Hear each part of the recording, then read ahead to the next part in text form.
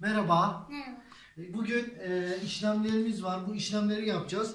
Öncelikle Ümit Aydar, burada hangi işlemi yapıyoruz biz? Toplama. Peki toplamada sayı ne olur? Çoğalır, artar, büyür. Büyür, fazla olur. Peki toplamada biz nereye sayıyoruz? Geriye, ileriye. İleriye sayıyoruz. Sayabilir misin ileriye doğru? 1, 2, 3, 4, 5, 6, 7, 8, 9, 10. Peki başlayalım o zaman. Yeterli. Başlayalım o zaman. 3, 5 daha. 3 nerede? Aklımda. O zaman 5 elimde. 3'ün üzerine sayalım. 3. 3, 4, 5, 6, 7, 8. Yazalım 8'imizi. Çok güzel. Hemen bunu söylüyoruz. 4, 8 daha. 4 nerede? Aklımda. 8 tane parmak yapalım. Evet, 4'ün üzerine sayalım. 4. 4, 5, 6, 7, 8, 9, 10, 11, 12. 12'mizi yazıyoruz. Evet, ne işlemi yapıyoruz? Bu 2'yi biraz daha düzgün yapabiliriz ama, değil mi? Yapabilir misin 2'yi biraz daha düzgün? Evet. Evet. Tamamdır, ben alıyorum. Evet, yap şimdi 2'ni düzgün. Tamam. Ne işlemi yapıyormuşuz biz?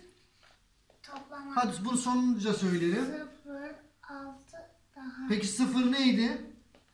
Yok. O zaman 6. ne işlemi yaptık biz? Toplama. Peki burada bir işlemimiz daha var. Bu ne işlemi? Çıkarma. Peki çıkarmada biz ne yapıyoruz? 7'ye sayıyoruz. Sayabilir misin bir geriye doğru?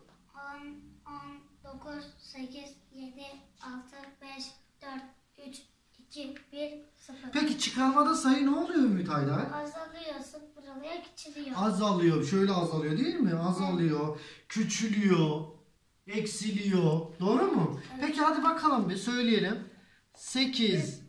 8'den 7'ye çıktı. 8 nerede? Aklımda. O zaman 7 parmak yapabilir miyiz? Alayım kalemi. 7 parmak yapalım.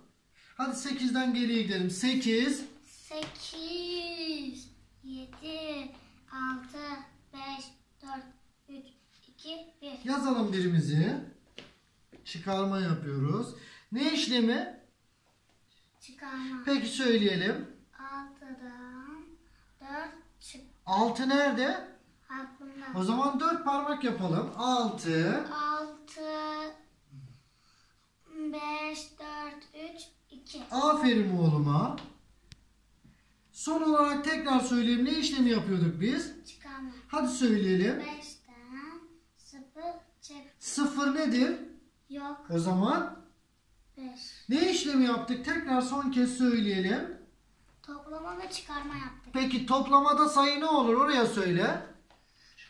Çoğalır, büyür, artar. Peki çıkarmada sayı ne olur? Azalır, küçülür. 0 olur. Yani eksilir. Evet. Peki biz toplamada nereye sayıyoruz?